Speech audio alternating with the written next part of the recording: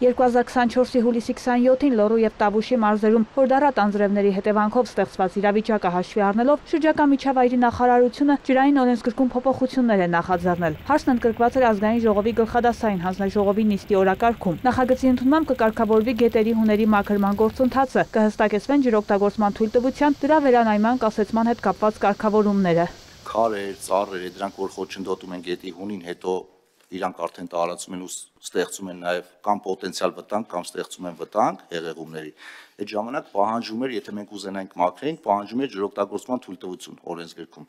Հիմա մենք այդ ձեր ասած աշխատանքների համար մենք լիազորող նորմ ենք սահմանում սրանով, որպեսզի եթե գետի հունը մենք չենք փոփոխում, գետի հունը եթե չենք փոփոխում, ջրօգտագործման թույլտվություն չի պահանջում, որտեղ դուք գիտեք, ջրօգտագործման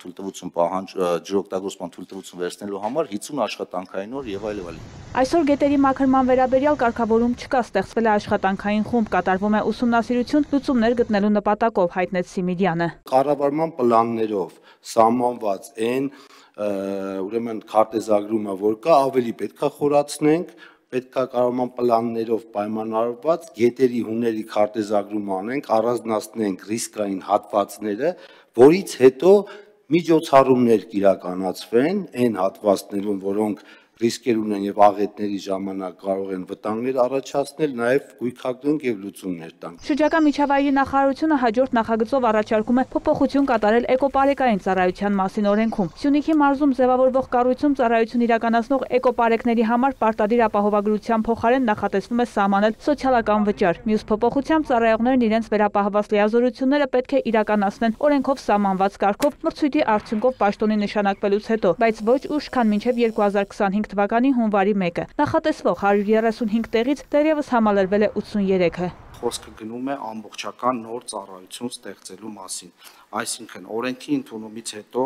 արդեն իսկ ընդունվել են բոլոր անհրաժեշտ իրավական ակտերը, թե ինչ կարգով ու ձևով պետք է էկոպարեկային ծառայությունը համալրվի։ Բացի այդ ծառայության լիարժեք գործելու համար ոչ միայն ծառայությունում ծառայողների նշանակումն է անհրաժեշտ, այլև ծառայության ամբողջական կազմավորումը, սկսած շենքային պայմաններից, տեխնիկական վերազինումից, ուսումնական պրոցեսից։ Փոխնախարարը հայտնեց մրցույթի համար կարող է դիմել պահանջները բավարարող Սյունիքի մարզի ցանկացած բնակիչ։ Չի կարող պաշտոնում դիտարկվել երբևէ դիտավորյալ հանցանք կատարած անձը, հատկապես եթե խոսքը շրջակա միջավայրին հասցված վնասի մասին է։ 2024 թվականին ոլորտի բարեփոխումները կառավարության հնգամյա ծրագրի շրջանակներում ներկայացրեց գերատեսչության ղեկավարը։ Օրենսդրական փոփոխությունների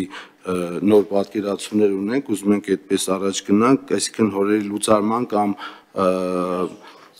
տիրազուրկի մասին հիմա բյուջետավորում ենք անում այս տարի լուծարում իրականացնելու ուղղությամբ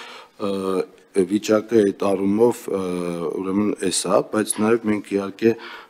խորքային ավազանի արարածյան ջրի օգտագործման արդյունավետության վրա ենք աշխատում։ Տարածքային կառավարման եւ ենթակառուցվածքների փոխնախարարը եւս զեկույցը սկսեց Լոռու եւ Տավուշի մարզերում հեղեղումների հետևանքների վերացման ուղղված աշխատանքներով։ Պատգամավոր Արման Ղազարյանը իր ուսումնասիրություններից ելնելով կարծիք հայտնեց, թե մարզերում մեծ թվով սուբվենցիոն ծրագրեր են ձախողվել։ Դուք մեկ տարվա մեջ մոտ 100 ծրագիր, ենթածրագիր ձախողել եք սուբվենցիոն 3 միլիարդ 800 միլիոն արժողությամբ։ Հստակեցման ենթակա այդ ձախողում ասվածը, որովհետեւ սուբվենցիոն ծրագրերի նկատմամբ իրականացնում է շատ խիստ հսկողություն, այդ որակի նկատմամբ պահանջների մասով եւ պետք է ասել, որ այն ծրագրերը, որոնք որակի նկատմամբ շեղումներ ունեն, բնականաբար չեն կարող վճարման ենթակա լինել։ 100 հատ ծրագիր ենթածրագիր մենակ Գեղարքունիքից եմ անել։ Այո, տեղափոխվելա ես այս տարվա մեջ 25 թվական կառավարության որոշում։